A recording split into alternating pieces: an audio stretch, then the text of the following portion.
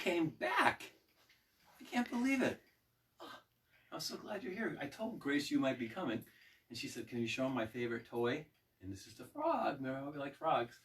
So Grace is here with me, and we're really happy that you're here today. We got a few things we're going to do today. I think you should have a pencil nearby and a piece of paper, because I have a little homework assignment for you, okay? It's not hard. It's going to be fun, actually. So before we kind of get going, maybe we should say a little prayer, huh? We ask Jesus today to be with us as we come together as brothers and sisters, as members of our parish family, and anybody else who's visiting us. We ask Jesus to bless all those who are here, and to bless especially those people who are suffering today from this very bad pandemic. So we ask that God will watch over them and bring them health. And for those who may go to heaven, we ask that Jesus will take them right to heaven. So, my favorite clock, right? You know that. So, okay, I'm going to leave this here with Grace.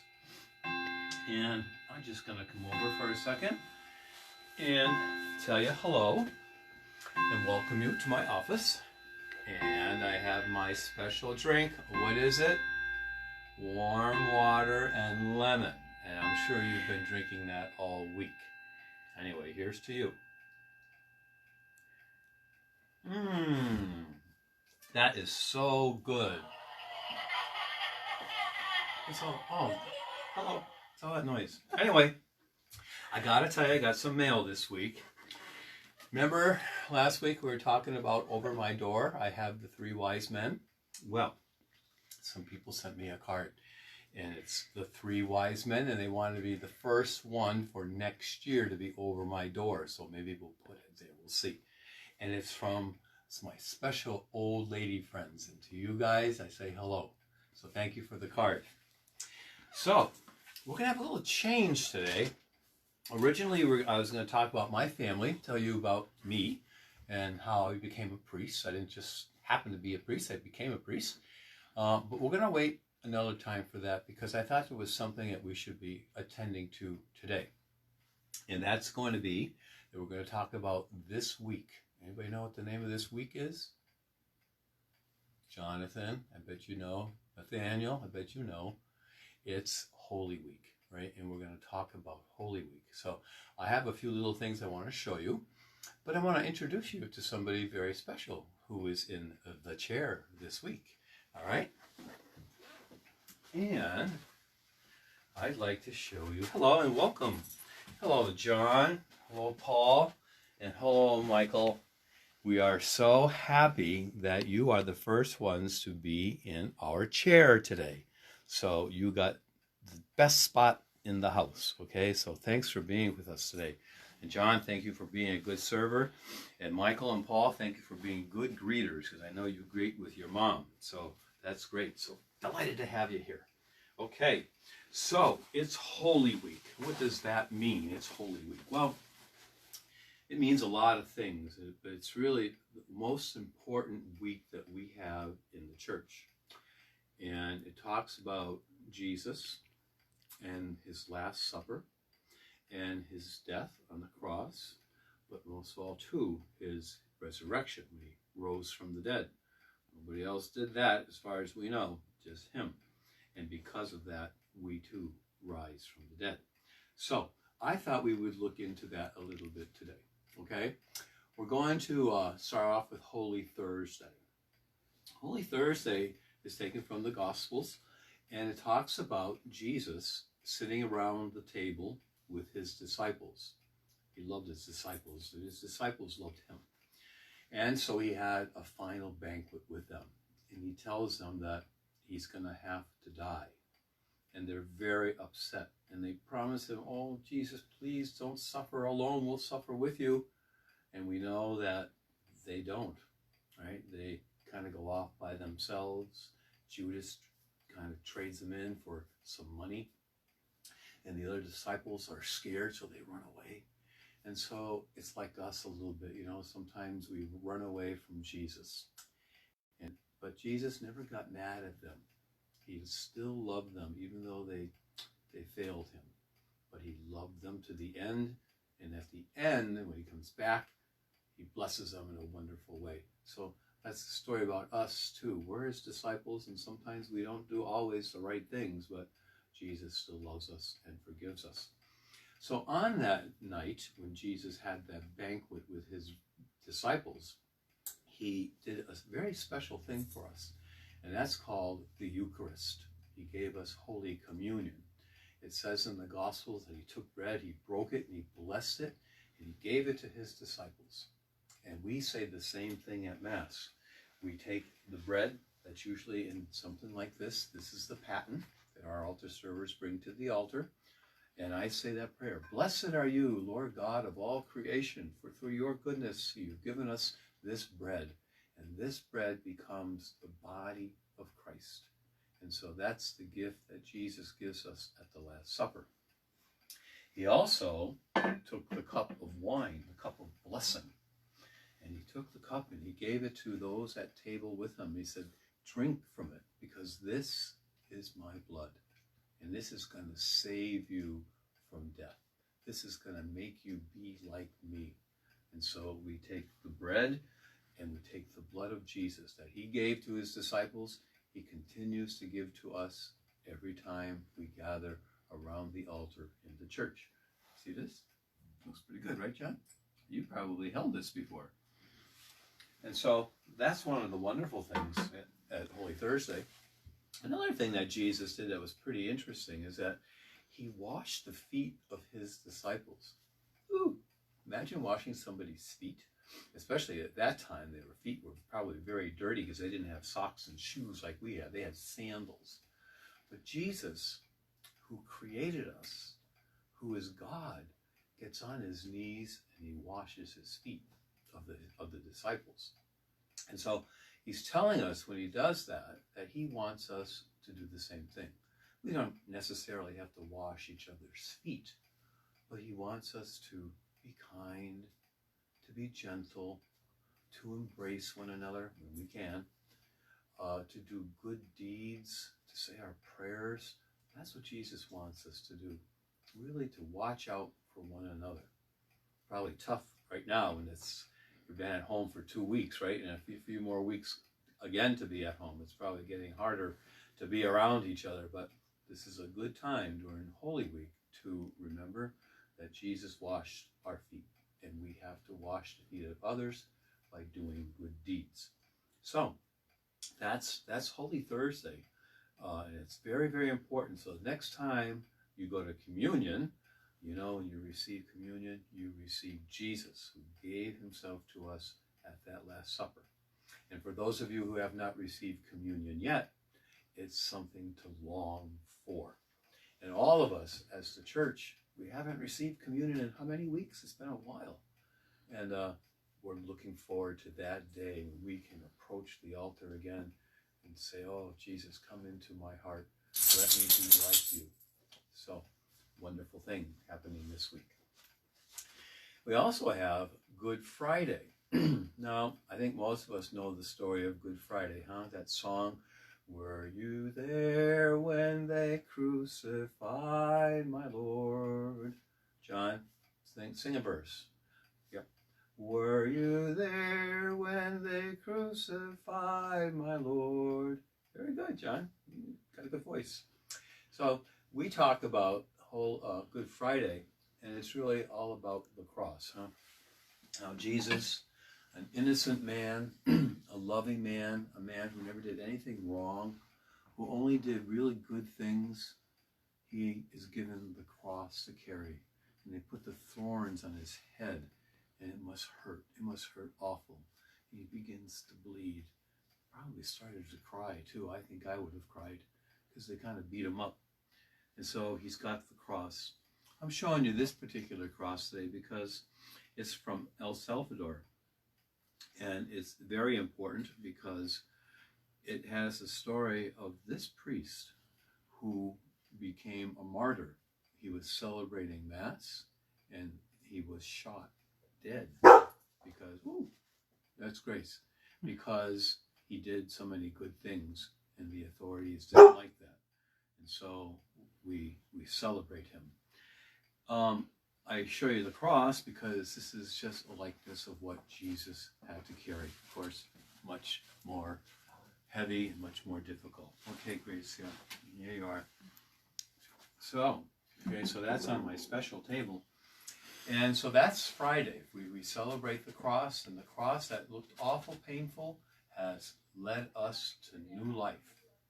But it's a reminder, too, that we have to carry our crosses, right? We all have things that sometimes are bothersome for us.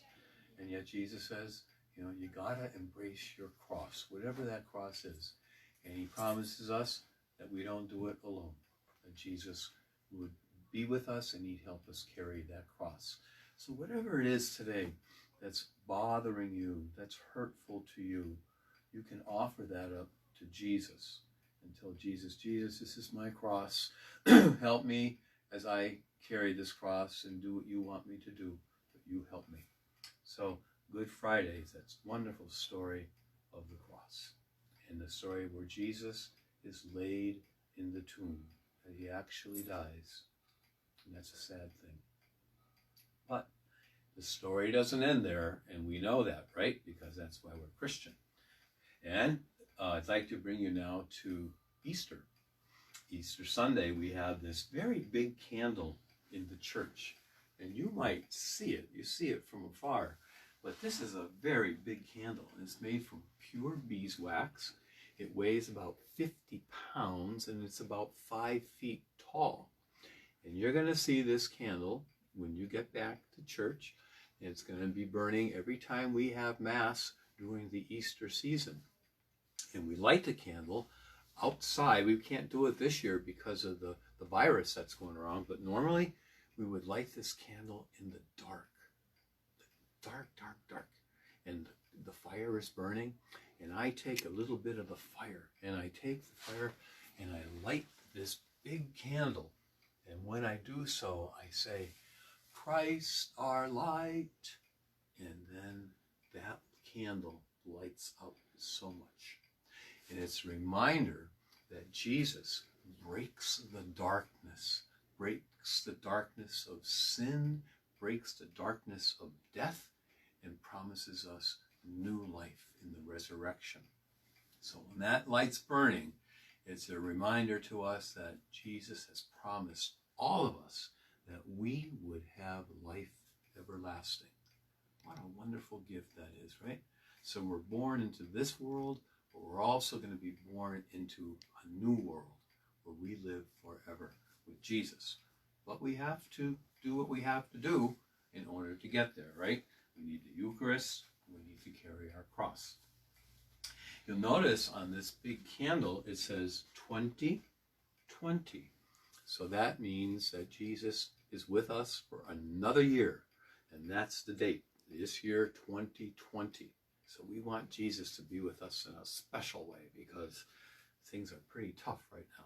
All right, so we really pray to Jesus. Oh, Jesus, the light of the world, please be with us and guide us on our journey. We also have here the sign of the cross, right? You see that cross there? It's in some very beautiful wax painted and carved things on the candle itself. And here it says an A and like an upside down U. And that's the Alpha and the Omega. It's an O. Alpha and Omega. It means Jesus, the beginning and the end. Beginning of all time and the end of all time. Jesus is all part of it. Now, one thing that you probably don't see too much from a distance, but these are little, what we call nails. And the nails represent the wounds in Jesus' hands, in his feet, and in his side. Remember when he was on the cross? That's how they hung him up there. So we take these nails and we put them into the cross. One there, one there, one there, one there, and one right there. And it's the 5 wounds of Jesus. So in order for that candle to be lit and for Jesus to be the light of the world, he had to suffer the cross. He had to suffer dying on that cross for us. So these nails are a reminder of that suffering, carrying the cross, but also a reminder that Jesus overcame death, that Jesus has given us new life. So that's Holy Week kind of in a nutshell, but it's a very beautiful week. So I hope you can join us. We're going to be streaming live at 7 o'clock on Thursday and Friday. It won't be quite the same thing as we've been doing in the past few years because we can't get together yet, right? We have to do what's the right thing, and the right thing for it right now is to be separate from each other, but to long for the day when we can come back. So maybe if you tune in, you can pray with us during those very special nights, and we're going to try to make it as beautiful as we can, even though we can't do all the things that we would normally do during Holy Week. So there you have it. And you see my frogs, right? They're saying hello to you too. And Grace now is taking a little rest in the sun. Okay? So, you guys, how about if I ask you to turn around so you can sit at my desk? And I'm going to tell you a little story. Okay? You come with me.